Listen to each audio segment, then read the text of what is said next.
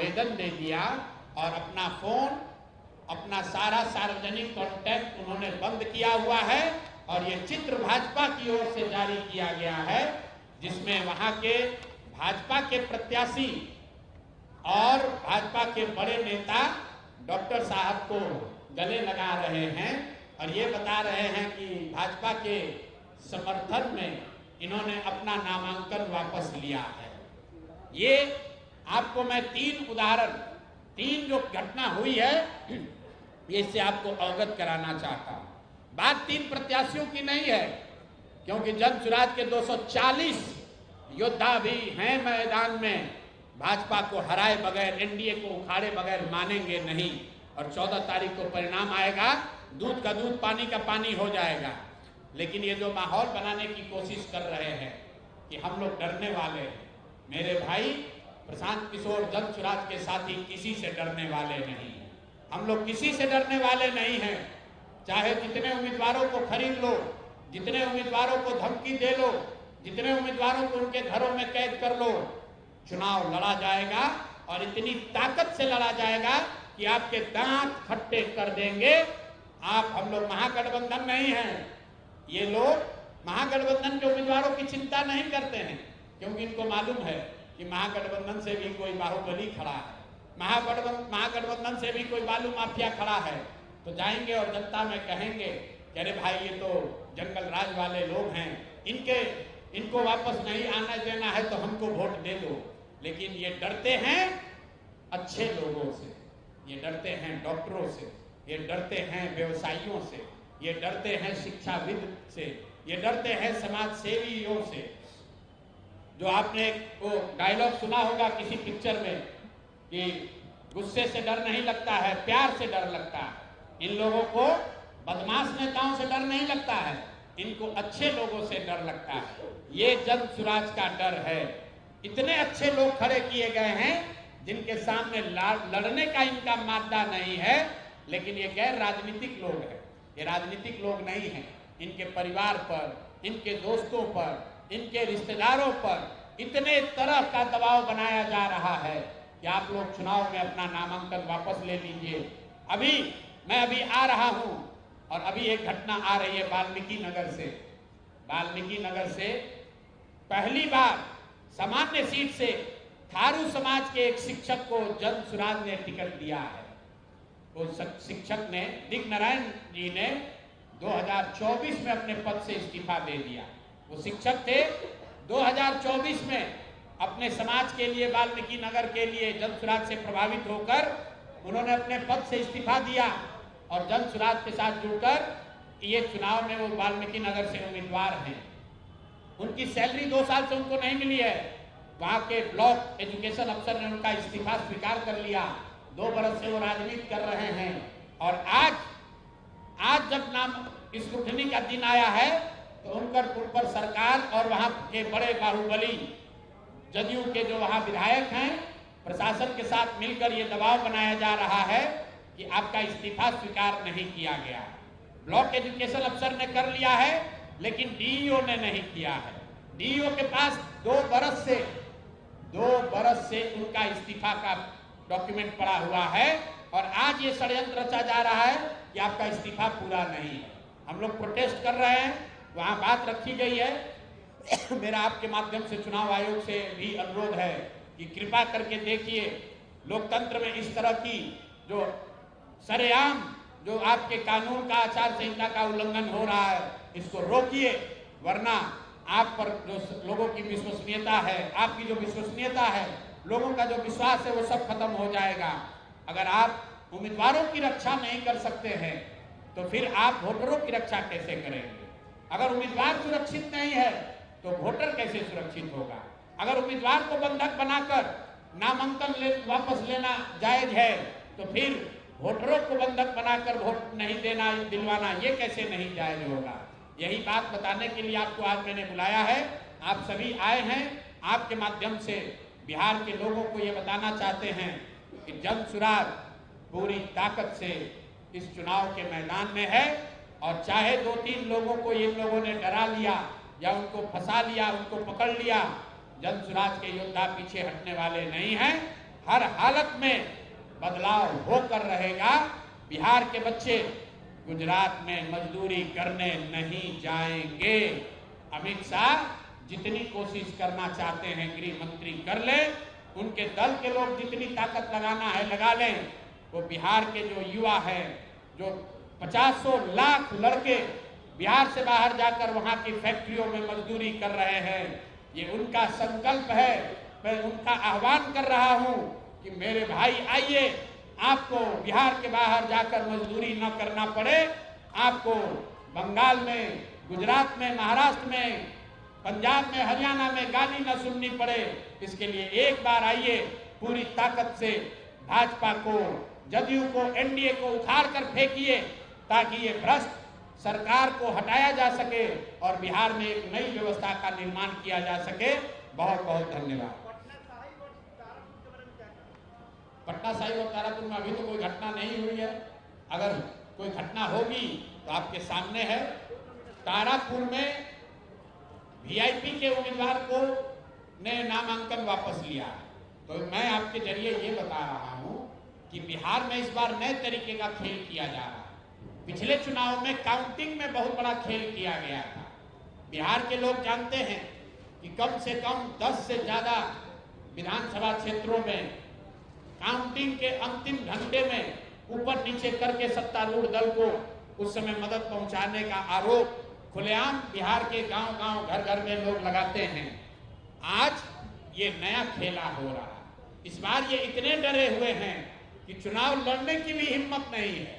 चुनाव लड़ने से पहले ही जो लोग चुनाव के मैदान में आ रहे हैं उन पर केस किया जा रहा है, उनको पकड़ा जा रहा है। और मैंने आपको चित्र जारी किया।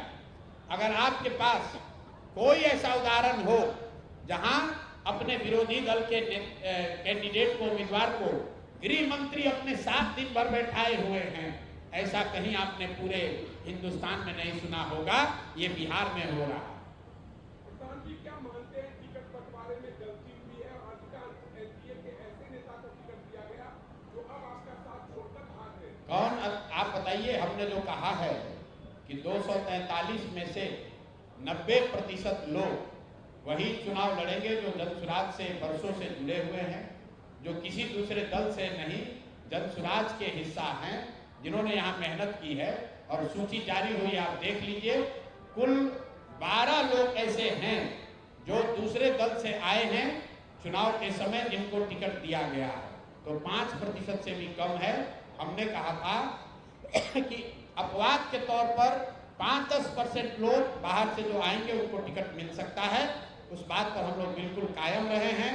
करीब 95% लोग वो लोग हैं जो जनसुराज के हैं, जनसुराज से रहे हैं, जनसुराज के लिए काम किया है, जनसुराज में आवेदन दिया था, आवेदन की सारी शर्तों को फॉलो किया है। 95% लोग ऐसे ही हैं। दूसरी बात ये भी कही गई कि 90% से ज्यादा लोग, 200 से ज्यादा लोग ऐसे होंगे जो जीवन में पहली बार चुनाव लड़ रहे होंगे। और आप जाकर जनसुराज की सूची देख लीजिए, उसमें 200 से ज्यादा लोग यही हैं जिन्होंने जीवन में पहले कभी चुनाव नहीं लड़ा। तो हम लोगों ने जो कहा है करीब करीब अक्षरशः उसका पालन किया है।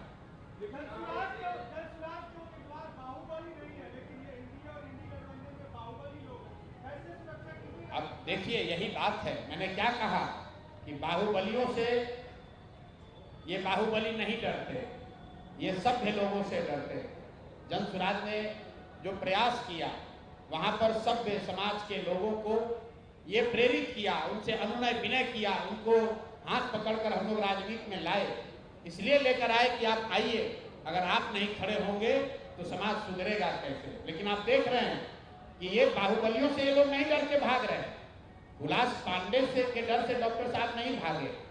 धर्मेंद्र प्रधान जो देश के मंत्री हैं, बताइए, इस देश के शिक्षा मंत्री, इस देश का शिक्षा मंत्री अपराधियों के तरह अपने प्रतिद्वंदी को, अपने सामने वाले राजनीतिक दल के उम्मीदवार को उसके घर पर बैठकर मजबूर कर रहा है कि अपना नामांकन वापस ले। और ये कोई कहानी नहीं है, चित्र आप देख लीजिए।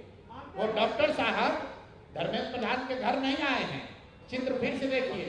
वो चित्र डॉक्टर साहब के घर का है।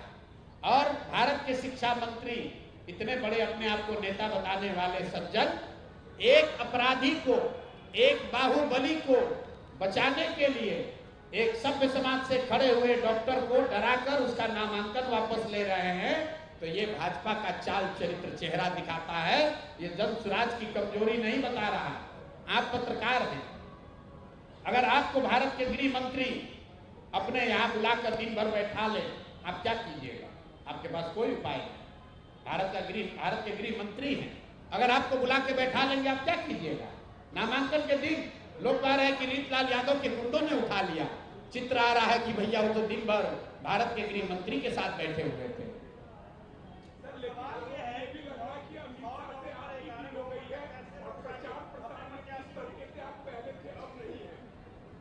क्या आरोप लग रहा है? आपकी अमित शाह से डील हो चुकी है। अगर हमारी डील हो जाएगी तो हम यहाँ से एक सूची जारी करेंगे, 10 लोग वहां से वापस हो जाएंगे। तब अमित शाह को इतनी मेहनत करने की क्या जरूरत है? आप जरा जाकर ब्रह्मपुर में पूछ लीजिए कि सत्य प्रकाश तिवारी के जीत खड़ा होने से कौन चुनाव हार रहा था। मेरे भाई, एनडीए के हुलास पांडे चुनाव हार रहे थे। अगर इसीलिए मैं पत्रकारों को कहता हूँ, आप लोग कहते हैं कि आप गुस्साते हैं। मेरे भाई, सवाल करना आपका अधिकार है, लेकिन कुछ आधार भी तो देख लीजिए कि सत्य प्रकाश तिवारी के लड़ने से फायदा किसको हो रहा था और नुकसान किसको हो रहा था। शशि शेखर सिन्हा के विड्रॉल से फायदा किसको हो रहा है? अब उन पर दबाव किसने बनाया, किसने पैसा दिया, किसने उनके घर के लोगों को डराया? ये तो चित्र बता रहे हैं मेरे भाई।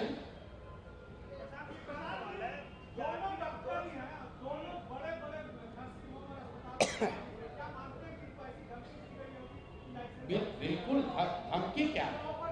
धमकी, ऑफर और सामाजिक पारिवारिक भय उनके बच्चों को, अब मैं यहाँ डिटेल नहीं देना चाहता, कई मायनों में तो उनके बच्चों को जो देश के बाहर रह रहे हैं उनको पकड़ा गया है, उन पर दबाव बनाया गया है, उनके जरिए मजबूर किया गया है कि इनको अपने पिताजी को कहिए ये बुढ़ापे में क्यों चुनाव लड़ रहे हैं, ये क्यों खतरा मोल रहे हैं। आप समझिए, अगर आप अमेरिका में काम कर रहे हैं, आपके पिताजी 74 साल की उम्र में यहाँ चुनाव लड़ने आ गए और आपको कोई अमेरिका में डरा रहा है, कह रहे भाई तुम, अगर तुम्हारे पिताजी चुनाव लड़ेंगे उन पर खतरा आ जाएगा, आप पुत्र होने के नाते क्या कहेंगे? कह रहे छोड़िए पिताजी, क्यों इस पचड़े में पड़ना है। जिन्होंने नामांकन वापस लिया है, मैं उनको सही नहीं कह रहा हूँ, गलती उनकी है, लेकिन किन परिस्थितियों में ये लोग नामांकन वापस ले रहे हैं, ये भी बिहार की जनता को जानना समझना उतना ही जरूरी है जितना कि नामांकन वापस लेने की घटना का रिपोर्ट करना जरूरी है। ये भी बताइए कि नामांकन वापस किस परिस्थिति में लिया गया।